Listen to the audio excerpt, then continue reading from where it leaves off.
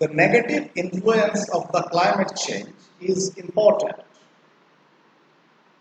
Even if not yet well known, it endangers a high risk of deprivation for rural areas, threatening their economies.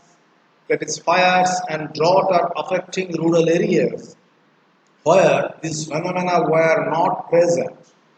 As in the case of the Central and Northern European Union countries, sudden and dangerous floods are unleashed as a consequence of the new phenomena of the water bombs. Risk of flooding increases in many rural areas. Small tornadoes are more frequent in rural areas where they were almost absent, such as Italy. Marine storms and tsunamis occur in the coastal belts, including enormous damages. The advance of drylands makes vast areas more difficult and expensive to cultivate.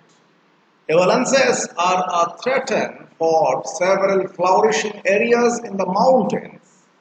The negative effects of rural poverty do not only concern the rural areas, but it affects the entire socio-economic context of the society.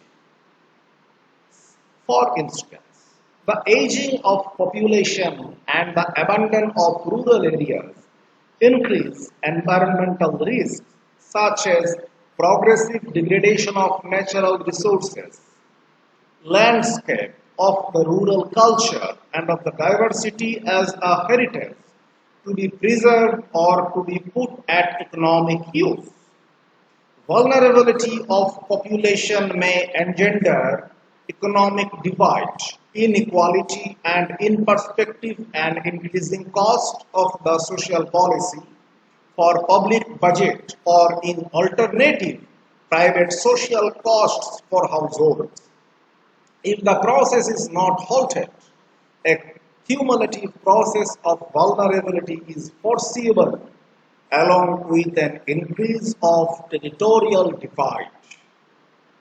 The private interest is also affected by the negative phenomenon of degradation in rural areas, given that the real estate value is negatively affected, whereas located in degraded areas.